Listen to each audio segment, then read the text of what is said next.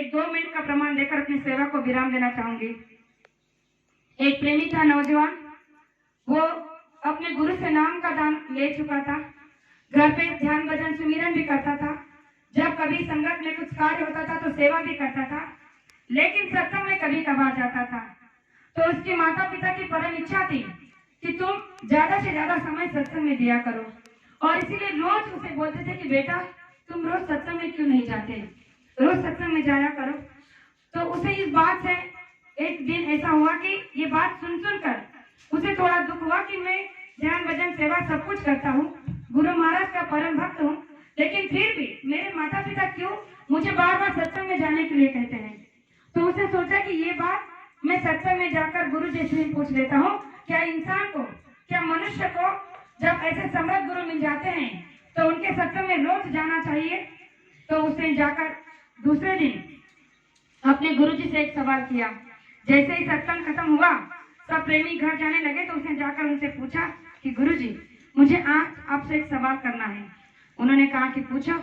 कहने लगा कि मैंने जिस दिन से आपसे नाम का दान लिया है, मैं ध्यान भजन सुमिरन सब कुछ करता हूँ, सेवा भी करता हूँ, माता पिता की, परिवार की, संगत की, सबकी, मेरे अंदर ऐसे कोई अवगुण नहीं है, मैं सभी गुणों से संपन्न हूँ, लेकिन फिर भी मेरे माता पिता एक ही बात की रट लगाते हैं कि मुझे रोज सत्संग में जाना चाहिए। तो क्या सत्संग में मुझे रोज आना चाहिए? क्या मनुष्य के लिए सत्संग इतना जरूरी है? तो उन्होंने कहा कि बेटा मैं इसका जवाब तुम्हें कल दूंगा। उसने कहा कि ठीक है। दूसरे दिन जब वो नौजवान फिर से आश्रम में पहुंचा तो उसने गुरुजी से वही सवाल किया। तो उनके पास में एक कील पड़ी थी और एक हथौड़ा पड़ा था। अब जैसे उसने पूछा क्या मनुष्य को रोज सत्संग में जाना चाहिए और सत्संग उसके लिए इतना जरूरी है, उससे ये सवाल करते ही उस महात्मा ने उस कील को उठाया, जमीन में गाड़ दिया और जमीन में गाड़ कर उस पर हथौड़े के जोर से एक धमाका दिया और हथौड़ा जैसे ही जोर से मारा तो वो कील जो है जमीन में थोड़ी धंस गई और वो अंदर चले गए। अब इसने सोचा कि मैंने पूछा कुछ, इन्होंने किया कुछ, शायद इनका आज बताने का कोई मन नहीं, वो घर चला गया। दूसरे दिन जब आया, दूसरे दिन भी उसने वही सवाल किया। उन्होंने उसके सवाल को सुनते ही दोबारा से हथौड़ा उठाया, उसी कील पर जोर से दे मारा, फिर अंदर चले गए। इसे लगा कि मैं पूछ रहा हूँ और ये बता नहीं रहे हैं, फिर चला गया। अब तीसरे दिन जब वो आया तो सोच के आया कि आज तो मैं इस बात का जवाब लेकर रहूंगा।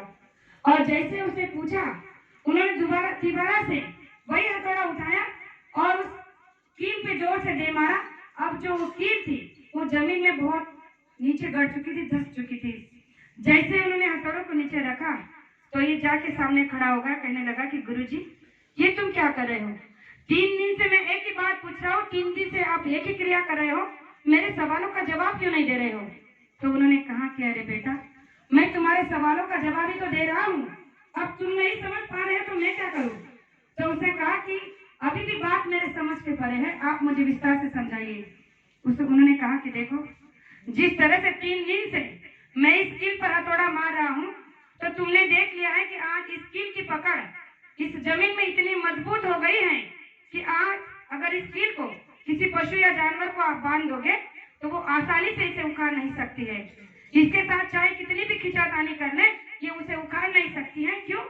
क्योंकि इसकी पकड़ जो है मजबूत हो चुकी है। इस पे रोज हथौड़े का जो वार मिला है, इस वार की वजह से इसकी पकड़ अंदर मजबूत हो चुकी है और इसीलिए ये कील आज की जमीन में अपनी मजबूती के साथ खड़ी है। तो उन्होंने कहा कि जिस तरह से ये कील इस हथौड़े की मार की वजह से जमीन में मजबूत है, उसी तरह हमारा मन जब सत्संग में बैठता है और संत महात्मा के वचनों के हथौड़ा जब इस पर पड़ता है तो ये विकारों से हट जाता है और इस मन को एक ऐसी सत्संग की हथौड़े की ताकत मिलती है, मार मिलता है और इस मार की वजह से हमारा मन प्रबल हो जाता है, हमारी आत्मा को बल मिलता है और हमारी आत्मा ध्यान भजन सुमिरन करने के लिए तैयार हो जाती है, संसारी विकारों से कम होने लगती है, संसार से मन हटने लगता है और ध्यान भजन सुमिरन में मन लगने लगता है। और इन सारी चीजों के साथ जब हम गुरु के वचनों को सुनते हैं तो हमारे अंदर की पकड़ जो गुरु और हमारे बीच की मजबूत दूरी है, उस दूरी को पकड़ को मजबूत करती है और उस पकड़ को ये सत्संग इतना मजबूत कर देता है रोज रोज सुन के कि दुनिया की कोई ताकत, कोई विचार हमें डिगा नहीं सकता, हमें हिला नहीं सकता। इसलिए प्रेमियों, गुरु महाराज ने सत्संग की नींव हमारे आपके लिए रखी है और कहा कि आप हर रोज सत्संग को सुनते रहना। इस सत्संग की पकड़ से, इस सत्संग के वचन से आपके अंदर में इतनी मजबूती आ जाएगी कि दुनिया की कोई ताकत आपको डिगा नहीं सकती। इसीलिए हम सबको सत्संग में अवश्य जाना चाहिए, सत्संग के वचनों को जरूर सुनना चाहिए, क्योंकि ये हमारे गुरु महाराज का आदेश है। तो प्रेमियों, ज्यादा कुछ न कहते हुए मैं आप सभी से इतना कहना चाहूंगी कि मैं जब भी जलगांव महाराष्ट्र से यहाँ आती हूँ तो आप सभी ने बड़ा सेवा सत्कार किया है। इसी तरह से हमारे आपके बीच का प्रेम बना रहे और गुरु महाराज के चरण स्पर्श इस सारे क्षेत्र में पड़े हुए हैं। तो इस पावन और पवित्र भूमि को मैं बार बार वंदन करना चाहती हूँ और यहाँ के सभी प्रेमियों का शुक्रगुजार करना चाहती हूँ कि आप सभी ने ये बाहर से आई संगतों का बड़ा आदर और सम्मान के साथ स्वागत किया। तो आप इसी तरह से हमारा प्रेम इन सभी के साथ बरकरार रहे, अमर रहे। ये गुरु महाराज की शिक्षा संस्कार हमारे ऊपर इसी तरह बने रहे। बस इन्हीं दो वचनों के साथ मैं आप सभी से बार बार इतना ही कहना चाहूंगी कि एक बार मनुष्य शरीर मिला है, दोबारा नहीं मिलेगा। एक बार पूरे संत मिले हैं, दोबारा नहीं मिलेंगे।